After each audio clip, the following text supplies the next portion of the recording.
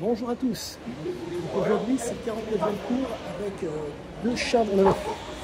Le 49e cours avec Charles Dufault. Ça a été, comme un coutumier, c'est extrêmement intéressant. Je dirais que ce qui est vraiment de passionnant dans les cours de Charles, c'est que vous vous retrouvez avec des. Comment vous dire? Pour résumer la chose, c'est toujours l'heure qui dirige. Avoir conscience. Prendre conscience, être en prise avec le réel. Ce qui fait que vous vous retrouvez avec des éléments qui sont d'une extrême qualité. 78 ans, comment dire, la forme, la patate, c'est vraiment impressionnant. On est vraiment face à quelque chose d'une extrême intelligence. Je ne sais même pas si c'est l'art en lui-même qui est intelligent ou si c'est Charles qui est travailleur. Quand on a 50 ans de pratique, je vous dirais dans l'absolu que c'est Charles qui est travailleur, mais là pour vous dire, je suis en train de m'intéresser aux constantes de Charles, aux constantes de Charles Deleuze. Et là, si vous voulez, par rapport au livre Les Aigles que je suis en train de lire, je constate que si on fait le parallèle entre Cizia Ziquet et Charles Jousseau, il y a certaines, similitudes. Certes, au niveau générationnel, ils sont proches, mais j'ai l'intime conviction et j'ai l'impression que au niveau, comment vous dire, voilà, au niveau physiologique, il y a quelque chose qui est assez proche. Pour résumer la chose, j'ai l'impression, c'est mon impression du moment, qu'au niveau aussi de la noradrénaline et de la dopamine, pardonnez-moi, le niveau est moindre. Pour résumer la chose, j'essaye, là je constate par exemple, vous prenez un joueur impénitent. Ces gens-là ne peuvent pas changer leur conduite ni leur comportement. Et vous avez donc les mecs qui sont dans la cam. Eux, c'est au niveau physiologique que ça joue. Donc, ce n'est plus une conduite, c'est un comportement. En un mot, il y a le sevrage, il y a, pardonnez-moi, le craving, il y a la perte de contrôle et il y a la tolérance qui rentre en cause. Et donc, tous ces éléments mis bout à bout font qu'un addict ne peut, a extrêmement, beaucoup de mal à pouvoir changer son comportement. La façon de pouvoir faire la différence pour un addict, c'est de pouvoir jouer donc sur la conduite et sur le comportement. La problématique est la suivante avec Charles, c'est que les constantes sont, je ne dirais pas exceptionnelles, quoique oui, elles sont exceptionnelles, mais pour reprendre une de ses phrases, tout se passe dans la tête. Et je ne dirais qu'une seule chose, c'est vraiment extrêmement fort. Son art joue énormément sur les leviers.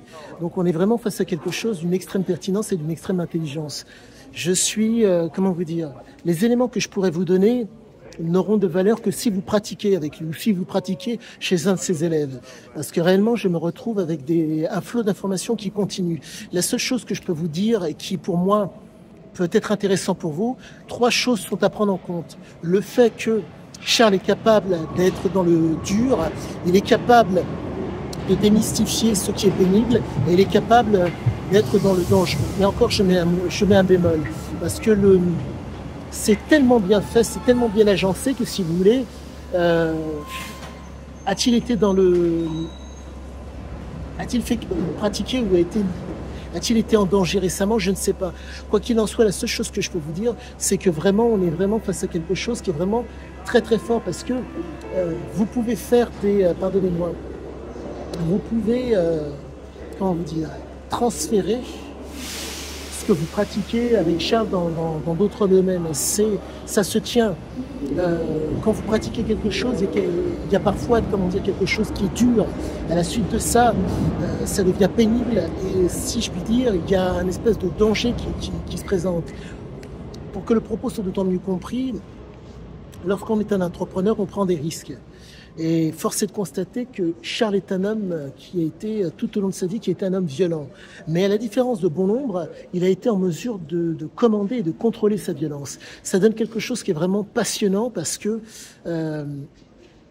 il vous transmet quelque chose, mais il vous transmet quelque chose de qualitatif. À la suite de ça, bien sûr, ça va dépendre de ce qu'il y a en vous. Est-ce que vous voulez, ce que vous allez en faire, mais je ne dirais qu'une seule chose, il faut, pour ma part, je ne peux pas lâcher, si je puis dire. Il me pousse dans mes retranchements, et c'est un plaisir, c'est un plaisir régulier. Charles, aujourd'hui, de par son âge et au-delà de l'âge, je dirais que son approche est vraiment qualitative. Maintenant, il ne subit pas et il n'abandonne pas. Donc vous retrouvez avec une exemplarité et des propos qui sont extrêmement pertinents. Et vraiment, je suis aux anges parce que j'ai mis 29 ans d'une vie pour trouver cet homme. Et là, si vous voulez, quand vous êtes face à quelqu'un qui ne vous baratine pas, qui n'est pas un charlatan, vous vous retrouvez vraiment avec un flot d'informations qui sont extrêmement qualitatives. Et je dirais que mon vœu le plus cher, c'est que ce soit un charlatan. Si c'est un charlatan, je me porterai mieux, mais le problème, c'est que quand vous faites, comme vous le savez, je fais un livre sur Siziazuke. Quand je fais le parallèle avec Siziazuke, les similitudes qualitatives du côté de Charles sont pour moi d'autant plus criantes. Je ne suis pas un voyou, je ne suis pas un manipulateur, je ne suis pas sans gêne. Donc, si vous voulez, je me retrouve vraiment avec une espèce de flot d'informations continue chaque fois que je travaille avec Charles sur Siziazuke. Et je ne dirais qu'une seule chose, allez-y. C'est de l'instruction. Vous allez apprendre à vous connaître, vous allez accepter d'être dans le dur, vous allez accepter ce qui est pénible. Et si danger il y a, vous serez en mesure de le démystifier. Je dirais que le mot d'ordre de Charles, c'est la capacité à vouloir démystifier. Et pour cela, il n'y a pas 36 solutions. Accepter de subir, à un moment donné, ne plus subir et accepter de ne plus abandonner. Quoi qu'il en soit, je ne dirais qu'une seule chose, chapeau, chapeau, chapeau, chapeau.